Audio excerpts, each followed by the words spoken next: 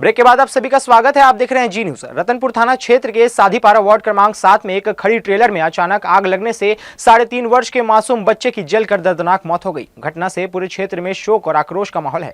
साधीपारा निवासी संजय यादव पेशे से ट्रक चालक है। वह ट्रेलर से माल खाली कर सुबह करीब 10 बजे अपने गाँव लौटा और गाड़ी घर के पास खड़ी कर दी। इसी दौरान उसका एक दोस्त भी अपनी गाड़ी खड़ी कर घर चला गया। संजय यादव का 3.5 साल का बेटा रोज की तरह खेलते ही खेलते उसके दोस्त की गाड़ी पर चढ़ गया। दोपहर करीब 2 बजे अचानक ट्रेलर में आग लग गई। आग की लपटें उठती देख और बच्चे के चीखने की आवाज सुनकर आसपास के लोग मौके पर पहुंचे और आग बुझाने का प्रयास किया, लेकिन तब तक आग तेजी से फैल चुकी थी। कड़ी मशक्कत के बाद आग पर काबू पाया गया, पर गंभीर रूप से झुलसने के कारण बच्चे की मौके पर ही हालत नाजुक हो गई और बाद में उसकी मौत हो गई। घटना की सूचना मिलते ही रतनपुर पुलिस तत्काल मौके पर पहुंची। पुलिस ने शव को पोस्टमार्टम के लिए भेजते हुए आग लगने के कारणों की जांच शुरू कर दी है। भिलाई के कुम्हारी थाना क्षेत्र अंतर्गत वार्ड क्रमांक 6 में आपसी विवाद के चलते चाकू से हमला किए जाने की गंभीर घटना सामने आई है। बताया जा रहा है कि यह विवाद एक दिन पहले किसी बात को लेकर हुआ था, जिसे लेकर दोनों पक्षों में कहा-सुनी और बहस हुई थी। हालांकि उस समय मामला शांत हो गया था, लेकिन अगले दिन देर रात विवाद ने हिंसक रूप ले लिया। कल रात 3 युवक एक साथ मिलकर पीड़ित युवक के पास पहुंचे और अचानक चाकू से उस पर हमला कर दिया। हमले में युवक गंभीर रूप से घायल हो गया। घटना के बाद इलाके में अफरा तफरी मच गई। स्थानीय लोगों की सूचना पर कुम्हारी थाना पुलिस मौके पर पहुंची और घायल युवक को तत्काल उपचार के लिए सुपेला अस्पताल लेकर गई, जहां उसका इलाज जारी है। चिकित्सकों के अनुसार घायल की हालत फिलहाल स्थिर बताई जा रही है। घटना की सूचना मिलते ही पुलिस ने मामला दर्ज कर जांच शुरू कर दी है। प्रारंभिक जांच में सामने आया है कि हमला पुरानी रंजिश और आपसी विवाद का परिणाम हो सकता है। पुलिस आसपास के सीसीटीवी फुटेज खंगाल रही है और आरोपियों की पहचान कर उनकी तलाश में जुटी हुई है। वहीं घटना के बाद से तीनों आरोपी फरार बताए जा रहे हैं। पुलिस के अधिकारियों का कहना है कि जल्द ही आरोपियों को गिरफ्तार कर लिया जाएगा और उनके खिलाफ सख्त कानूनी कार्रवाई की जाएगी। इस घटना के बाद से वार्ड क्रमांक 6 में दहशत का माहौल है। वहीं पुलिस ने क्षेत्र में गश्त बढ़ा दी है। भिलाई में देर रात 2 गुटों के बीच हुई हिंसक झड़प से इलाके में हड़कंप मच गया। घटना रामनगर मुक्तिधाम स्कूल के पास की बताई जा रही है, जहां आपसी विवाद के बाद दोनों पक्षों के बीच जमकर मारपीट हुई। इस दौरान हथियार भी चलने की सूचना है। प्रत्यक्षदर्शियों के अनुसार झगड़ा इतना बढ़ गया कि एक युवक पर चाकूनुमा हथियार से हमला कर दिया गया, जिससे वह गंभीर रूप से घायल हो गया। घायल युवक को जांघ में गहरी चोट आई है, जिससे तत्काल इलाज के लिए अस्पताल में भर्ती कराया गया है। घटना की सूचना मिलते ही वैशाली नगर थाना पुलिस मौके पर पहुंची, लेकिन पुलिस के पहुंचने से पहले ही दोनों गुटों के लोग वहां से फरार हो गए। पुलिस ने घटनास्थल का निरीक्षण कर आसपास के लगे सीसीटीवी कैमरों की जांच शुरू कर दी है। प्रारंभिक जांच में आपसी रंजिश को विवाद का कारण बताया जा रहा है। फिलहाल पुलिस घायल युवक के बयान के आधार पर मामले की जांच में जुटी हुई है और आरोपियों की तलाश की जा रही है। क्षेत्र में एहतियातन पुलिस गश्त भी बढ़ा दी गई है, ताकि दोबारा कोई अप्रिय घटना न हो। जशपुर पुलिस ने ऑपरेशन शंखनाद के तहत गौ तस्करी के खिलाफ बड़ी कार्रवाई करते हुए चौकी सोन क्यारी क्षेत्र में 5 नग गौवंशों को तस्करों के चंगुल से मुक्त कराया है। इस दौरान पुलिस ने 2 आरोपियों किशोर मिंज और बुलकन तिरकी निवासी ग्राम सरईटोली थाना सन्ना जिला जशपुर को गिरफ्तार कर न्यायिक रिमांड पर जेल भेज दिया है। पुलिस को ग्रामीणों से सूचना मिली थी कि 2 व्यक्ति जंगल के रास्ते पैदल गौवंशों को झारखंड ले जा रहे हैं। सूचना पर त्वरित कार्रवाई करते हुए पुलिस ने ग्राम कोयली बथान में दबिश दी, जहां दोनों आरोपी 5 गौवंशों के साथ पकड़े गए। पूछताछ में आरोपी कोई वैध दस्तावेज प्रस्तुत नहीं कर सके। मामले में चौकी सोनक्यारी में छत्तीसगढ़ कृषक पशु परिरक्षण अधिनियम के तहत अपराध दर्ज किया गया है। वरिष्ठ पुलिस अधीक्षक शशि मोहन सिंह ने बताया कि गौ तस्करी के खिलाफ ऑपरेशन शंखनाद लगातार जारी रहेगा और आरोपियों के फरार साथियों की तलाश की जा रही है। भाटापारा ग्रामीण थाना क्षेत्र के ग्राम सेमरिया में चाकू से हमला कर युवक की हत्या करने के मामले में पुलिस ने त्वरित कार्रवाई करते हुए 7 आरोपियों को गिरफ्तार किया है। आरोपियों में 3 विधि से संघर्षरत बालक भी शामिल है। पुलिस ने यह कार्रवाई घटना के महज 24 घंटे के भीतर करते हुए सभी आरोपियों को हिरासत में ले लिया। पुलिस के अनुसार 28 से 29 दिसंबर की दरमियानी रात करीब 2:30 बजे जयंती कार्यक्रम देखकर लौट रहे युवक और उसके मित्रों ने गली में बैठकर गाली गलौज कर रहे आरोपियों को मना किया था। इसी बात से नाराज होकर आरोपियों ने एक राय होकर हाथ मुक्का और चाकू से प्राणघातक हमला कर दिया। इस हमले में परमेश्वर यदु गंभीर रूप से घायल हो गए और बेहोश होकर गिर पड़े। घटना के बाद घायल परमेश्वर यदु को तत्काल शासकीय अस्पताल भाटापारा ले जाया गया, जहां डॉक्टरों ने उसे मृत घोषित कर दिया। मामले में थाना भाटापारा ग्रामीण में अपराध बीएनएस के तहत प्रकरण दर्ज कर जांच शुरू की गई है।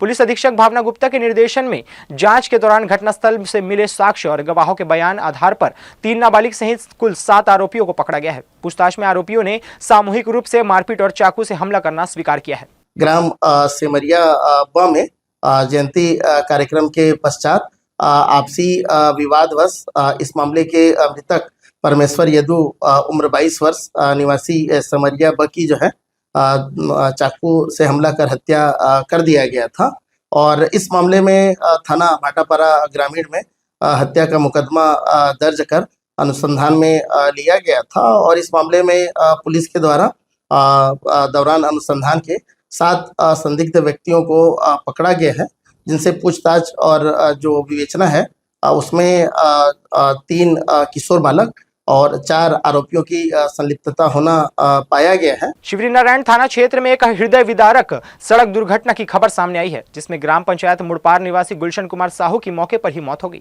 यह हादसा मुड़पार चौक के पास उस समय हुआ जब गुलशन साहू शिवरीनारायण से अपने गांव मुड़पार की ओर बाइक से लौट रहे थे। मुड़पार चौकी के पास एक कैप्सूल ट्रक के चालक ने तेज रफ्तार से और लापरवाही से वाहन चलाते हुए उनकी बाइक को जोरदार टक्कर मार दी। टक्कर इतनी जबरदस्त थी कि गुलशन साहू गंभीर रूप से घायल हो गए और घटनास्थल पर ही उनकी मृत्यु हो गई। हादसे के बाद आसपास के लोगों में अफरा तफरी मच गई और बड़ी संख्या में ग्रामीण मौके पर एकत्र हो गए। घटना की सूचना मिलते ही शिवरीनारायण थाना पुलिस तत्काल मौके पर पहुंची। पुलिस ने ट्रक को जब्त कर लिया और मृतक के शव को पोस्टमार्टम के लिए भेजा गया। वहीं फरार ट्रक चालक की तलाश की जा रही है तथा दुर्घटना के कारणों की जांच शुरू कर दी गई है। इस दर्दनाक हादसे के बाद पूरे क्षेत्र में शोक का माहौल है। भिलाई के छावनी वार्ड क्रमांक 41 स्थित शंकरनगर मिडिल स्कूल के शिक्षा व्यवस्था को शर्मसार करने वाला मामला सामने आया है। यहां स्कूल के कुछ शिक्षकों पर गंभीर आरोप लगे हैं कि वे स्कूली बच्चों से अपनी निजी गाड़ियां साफ करवा रहे हैं।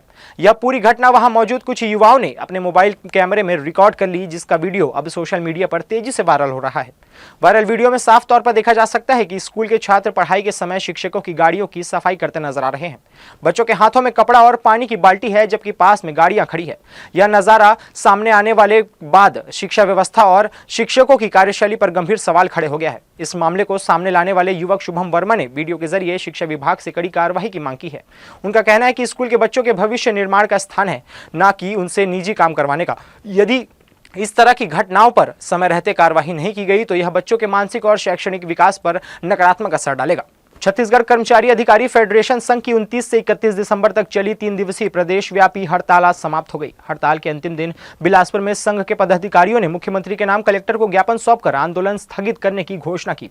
संघ के अनुसार इस हड़ताल को पूरे प्रदेश से करीब 4 लाख अधिकारी कर्मचारियों का समर्थन मिला। वहीं बिलासपुर जिले में हजारों कर्मचारी नेहरू चौक में धरने पर बैठे नजर आए। कर्मचारियों की मौजूदगी ने साफ संकेत दे दिया कि सरकार की नीतियों से कर्मचारी वर्ग में गहरा असंतोष पनप रहा है। संघ के पदाधिकारियों ने बताया कि उनकी 11 सूत्रीय मांगों को लेकर यह आंदोलन किया गया था। उनका कहना है कि सरकार ने चुनाव के समय मोदी की गारंटी और घोषणा पत्र में 100 दिनों के भीतर मांगे पूरी करने का वादा किया था, लेकिन 2 साल बीत जाने के बाद भी वादे अधूरे हैं। पदाधिकारियों ने कहा कि इससे पहले 1 दिवसीय आंदोलन किया गया था, लेकिन जब शासन प्रशासन ने कोई ठोस कदम नहीं उठाया तो मजबूर होकर 3 दिवसीय हड़ताल करनी पड़ी। उन्होंने इस हड़ताल को सरकार के लिए प्रशासनिक लॉकडाउन बताते हुए कहा कि यह आंदोलन शासन के लिए एक बड़ा सबक है। तो हमारी पुरानी है जो मोदी जी की गारंटी जो इन्होंने घोषणा पत्र में लागू किया था कि हमारे सामने प्रस्तुत किया था कि ये कर्मचारियों की मांगे 100 दिन के भीतर पूरी की जाएंगी। मगर मतलब आज 2 साल से ऊपर हो गया। हम लोगों ने बीच बीच में ध्यानाकर्षण किया, लगातार सरकार से निवेदन किया, लेकिन सरकार अपनी हठधर्मिता पे कायम है। इसीलिए पहले हम लोगों ने 1 दिवसीय आंदोलन किया था, अभी 3 दिन का हम लोगों ने निश्चितकालीन आंदोलन करके सरकार को ध्यानाकर्षण ही किया है। ये 3 दिन का प्रशासनिक लॉकडाउन सरकार के लिए एक सबक है। यदि वो लंबा प्रशासनिक लॉकडाउन अनिश्चितकालीन आंदोलन नहीं चाहती तो हम हमारी मांगे पूर्ण करें, अन्यथा पुराना इतिहास है कि हम लोगों ने प्रशासनिक लॉकडाउन लगा के बताया है और पुनः लंबा प्रशासनिक लॉकडाउन लगाने के लिए वर्ष 2026 में ये सरकार हमको मजबूर करेगी। हड़ताल के दौरान छत्तीसगढ़ सहायक शिक्षक फेडरेशन भी 1 दिवसीय हड़ताल पर समर्थन देने पहुंची। शिक्षक संघ ने अपनी 3 सूत्रीय मांगों को लेकर शासन का ध्यान आकर्षित किया और साफ कहा कि अगर कर्मचारी अधिकारी फेडरेशन अनिश्चितकालीन हड़ताल पर जाती है तो शिक्षक संगठन भी पूरा समर्थन देगा। संघ की कुछ पदाधिकारियों ने यह भी आरोप लगाया कि आज ही छत्तीसगढ़ सरकार का बजट सत्र हुआ, जिसमें 10 प्रस्ताव पास किए गए, लेकिन कर्मचारियों से जुड़ी एक भी मांग शामिल नहीं की गई। इससे कर्मचारियों में भारी नाराजगी और आक्रोश है।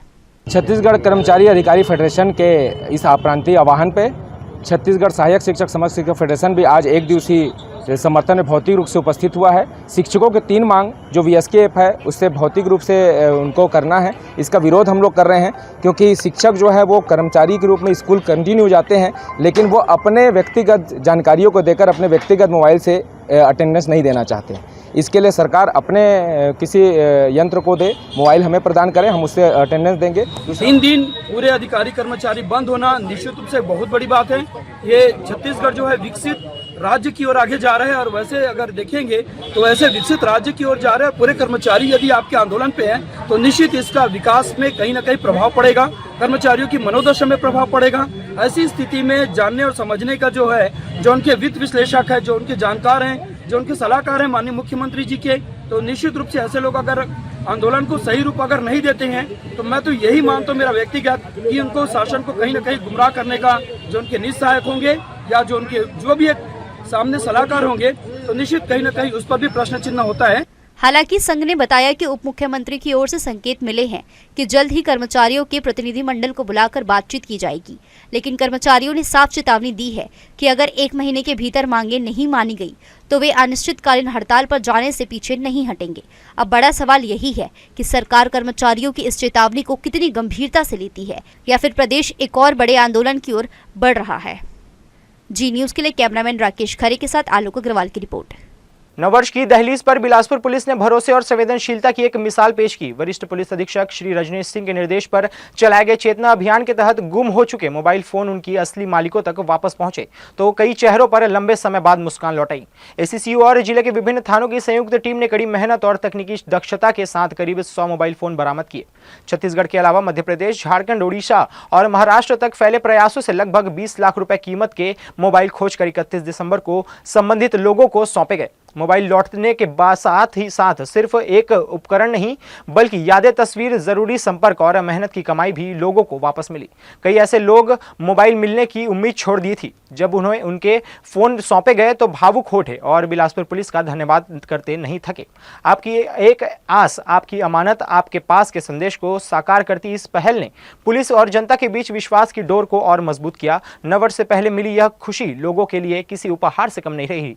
वहीं बिलासपुर पुलिस की यह मुहिम संवेदनशील पुलिसिंग का जीवंत उदाहरण बन गई। आज 9 वर्ष के पहले एसएसपी सर के निर्देश पे चेतना अभियान के तहत हमने लगभग शहर में गुमे हुए 100 मोबाइल को रिकवर करके उनको हमने आज वितरित किया है।